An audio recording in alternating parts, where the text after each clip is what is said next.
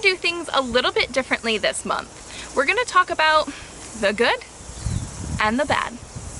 Now, there has been a lot of both this summer. With all of the rain that we've been having, it has really thrown a lot of curveballs into the garden this year that I was not expecting. Let's have a look throughout the garden and see what goods and bads that we can find. The good, I was able to put in these metal trellises in between my garden beds. They are just cheap trellises I was able to find at our local Cracker Jack. They're just black metal framed. I did 2 to go between my raised garden beds, and then I also did 1 as you enter into the garden. The bad, the plants I had growing on this trellis died. Powdery mildew covered them and they stopped producing, so I had to pull them. But let's go to another good. The good news is I bought some new plants to climb up these trellises. I have a new cucumber growing in here and a rock melon, which I've never grown rock melon before, so this is something new and exciting to add to the garden. The good, I got a few new zucchini plants as well. The bad, it looks like they need to be watered. The real bad to this though, the only reason I had to buy new zucchini plants are because a few of mine were not producing and needed to be pulled. They have had a really bad case of powdery mildew from all of this rain, and even had the yellow and black ladybugs that eat all that powdery mildew on them. So I went through and did a hard clearing of all the leaves that had powdery mildew on them, which left some plants pretty bare, but hoping we can keep that powdery mildew away. The good? My sunflowers are producing small little offshoots with more flowers on them. The bad? Those sunflowers are not looking very good. The big heads have died, the birds have eaten the seeds, and the caterpillars are eating the leaves. So they're in rough shape right now. Let's start with the bad for this one. I've got this huge, ugly, empty space in my garden now from where my potatoes used to be. The good news? I harvested so many potatoes. Make sure you watch my upcoming video of my potato harvest so you can see exactly how many pounds I was able to harvest. The good?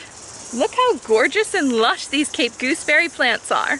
I've been able to make Cape gooseberry scones with them. I'm going to be making jam soon. We constantly have some in the fridge to just snack on. The bad? They've absolutely killed my pepper harvest this year. They have taken over this bed and blocked out all of the sun from my poor pepper plants. So I think we have 1 pepper growing out of 12 plants this year. Last year, I saved about 4 freezer bags full and it lasted us a whole year. Even these poor little guys that I bought, they aren't even getting enough sun to grow. And see my little spring onions in the background? They've been in there since about October. They're not going anywhere quick. The good, my jalapeno plants are doing amazing. I just pulled off a whole load of huge jalapenos and made jalapeno poppers. The bad news, they taste like a cucumber. There's no heat in them at all. I can even eat this bit up here with the seeds.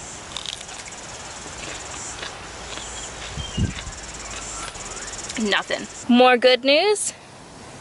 These Carolina Reapers are growing, so hopefully we're gonna get some heat off of those. The bad news, I've been dealing with so many issues with this passion fruit this year. Between the one plant dying off and then us having to deal with the passion fruit vine hoppers, there's some sort of disease that is taking over my passion fruit. But the good news, I found 1 passion fruit that looks clean and is starting to turn brown and ripen. The good, tomatoes are starting to roll in. I was able to make a whole batch of a sauce from my fresh tomatoes here. The bad news, this is the only Roma plant that survived. The rest rotted from the rain. Nice job, buddy. The good news, I replaced them with these guys, Russian Reds. So they're able to survive cooler temperatures. So hopefully I could have a second batch of tomatoes come in. Let's do another good with these tomatoes. These 2 end cherry tomatoes are doing fantastic still. Look at them. They went to the top of that pole and now are both branching way out. I can't even reach up that high. The good news, my oregano is looking fantastic. The bad news, my basil, not so much. The good, I've got some Thai eggplant growing in here. Look how cute. The bad, these Black Beauty eggplants hate me. The bad, these beans are ready to go. Gotta get them out of here. They're all dying. The good news, I was able to save so many green beans, and we're gonna be eating green beans all year from this harvest. There's always going to be good and bad when it comes to gardening. Don't get discouraged by this. If things don't go your way for one summer, there's always next summer. And if you live in a nice climate like we do here, you've got winter as well. I'll see you in the next video in March, guys, and show you exactly how all these good and bad are turning out and what has changed in a month's time, because the garden is always changing. And don't forget to check out my Cape Gooseberry scone recipe and my potato harvest in the meantime.